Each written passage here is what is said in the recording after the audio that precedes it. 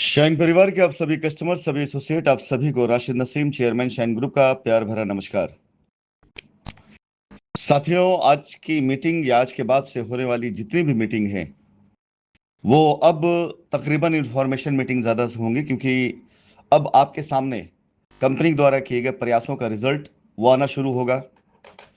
आपकी लाइबिलिटी कैसे उतर रही होगी, किस तरह से उतर रही होगी, किस डेट पर उतर रही होगी,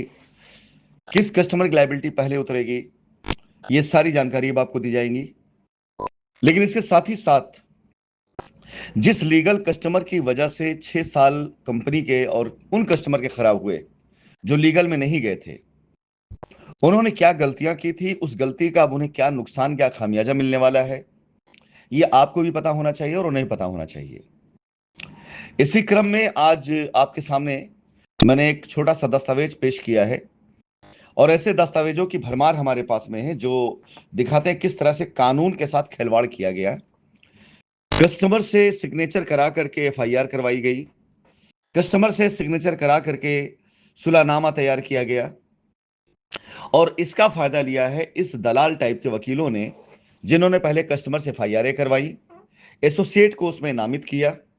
और फिर एसोसिएट से डील बना करके कस्टमर के द्वारा साइन कराए गए सुलहनामा वाले पेपर पर, जो ब्लैंक था पहले, उसे सुलहनामा पेपर बना करके उससे इनकी बेल कराई गई। जब किसी दलाल को एफआईआर कराने पैसा मिल रहा है, बेल कराने पैसा मिल रहा है, तो कस्टमर को पैसा मिल जाए वो कभी नहीं चाहेगा। और इस केस में तो आप सवाल नहीं पैदा होता पैसा आपको मिल पाए। वजह क्या है कि आप अगर देख रहे होंगे, जितने भी आपके वकालतनामा दिखाई दे रहे हैं, ये सभी उन एसोसिएट्स के हैं जिनकी बेल अप्लाई कराई जा रही है, और बेल कराई जा रही है शाइन सिटी के ऊपर कराए गए एफआईआरों के एवज में। और एफआईआर कराई गई कुछ खास लोगों के चैम्बर से और कुछ खास लोगों के द्वारा। तो कानूनी रूप से अगर कोई व्यक्ति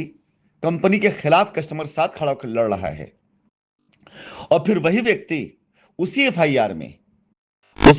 में जिसमें कस्टमर के खिलाफ के साथ खड़ा होकर कंपनी पे आरोप लगा करके लड़ रहा है, कंपनी ने गबन कर लिया, फ्रॉड कर लिया, कंपनी भाग गई,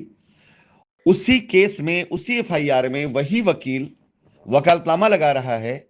बेल कराने के लिए, और यह कहने के लिए कि भागी हुई कंपनी, एक फ्रॉड कंपनी जो फ्रॉड करके भाग चुकी है, उसने समझौता कर लिया इनके साथ में।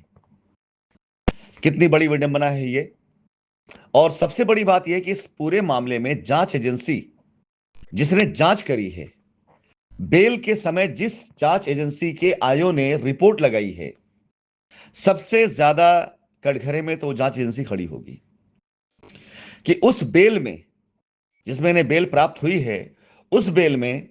जब वकालतनामा लगा तो क्या उन जांच एजेंसी के आईओ को, जांच अधिकारियों को उस वकालतनामा में यह कमी नहीं दिखाई दी? चलिए, हो सकता है छूट गया हो, लेकिन जब समझौता लगा जिसके आधार पर जमानतें हुई, तो क्या तब उस जांच अधिकारी को यह बात नहीं समझ में आई कि जो कंपनी भाग चुकी है, जिस कंपनी के डायरेक्टर फरार हैं या जेल में हैं, जिस कंपनी कार्यालय बंद हो चुके हैं, उस कंपनी के किस अधिकारी ने किस अधिकार के साथ में यह समझौता किया? ये कई ऐसे सवालात हैं जो ऐसे सारी एफआईआरों पर स्टे लगा करके इनकी बाकायदा प्रॉपर जांच करवाने का आदेश दिला सकते हैं, और यह कार्य होने जा रहा है। जितनी एफआईआरें हैं ऐसी जिन पर इस प्रकार की बेल हुई, जितनी एफआईआरें ऐसी जिनमें कंपनी के अकाउंट में पैसे नहीं आए, लेकिन एसोसिएट ने पैसे लेकर के एफआईआर करा करके वो बैठ गए हैं आज की तारीख में कंपनी से पैसा वसूलने के लिए स्पेशल कोर्ट जा करके, इन सभी का इकट्ठा करके सारा डॉक्यूमेंट्स कंपनी इन्हें लेकर के एक रिट के द्वारा आ रही है कोर्ट में कि इन एफआईआरों पर जो भी इल्जाम लगाए गए उन्हें देखा जाए, जिन्हें अभियुक्त बनाया गया उन्हें देखा जाए, फिर इनकी बेल कैसे हुई यह देखा जाए, और इस बेल के बाद ये अभियुक्त कहां है, आज की तारीख में क्या कर रहे हैं, इनका जीवन शैली देख लिया जाए। कस्टमर्स, उनको बुला के पूछ लिया जाए कि क्या उन्हें जमीन मिल गई, क्या उन्हें पैसा मिल गया, और मिल गया है तो यह समझौता उनके साथ किया किसने। और जब तक यह पूरा मामला कानून के दायरे से गुजर करके क्लियरेंस नहीं लेता, तब तक ऐसे किसी भी कस्टमर को ना तो 1 रुपया मिलना चाहिए, और हो सके तो जहां कहीं भी सबूत इनके खिलाफ मिले, इनके खिलाफ लीगल कार्रवाई होनी चाहिए। यकीन जानिए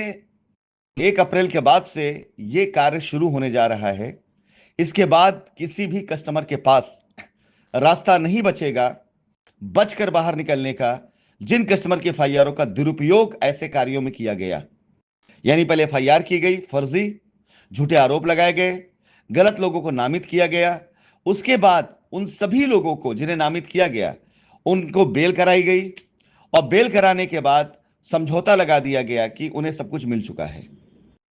ऐसी कोई भी एफआईआर ना तो क्लेम पा पाएगी और ना बच के जा पाएगी। ये सारी एफआईआरें अब कोर्ट जाएंगी और इनके ऊपर बाकायदा प्रॉपर एक्शन होगा। ये 1 अप्रैल से शुरू हो जाएगा, और ये मान के चलिए कि जैसे ही ये जानकारी माननीय कोर्ट तक पहुंचेगी, जिस कोर्ट तक पहुंचेगी वहां से ऑर्डर जो होगा वो ऑर्डर सभी एफआईआरों की जांच का हो जाएगा। एफआईआर वाले लोग अब ये तैयारी कर लें कि उनको नए सिरे से मुकदमा लड़ने पड़ रहा है। अब तक कंपनी परेशान होती रही है 6 सालों तक, लेकिन जैसे ही जांच उधर घूमेगी आप परेशान होंगे, और वो साल कितने साल तक होगा इसका कोई अंदाजा नहीं है, और गिरफ्तारियां भी होंगी, इसमें भी कोई दो राय नहीं है।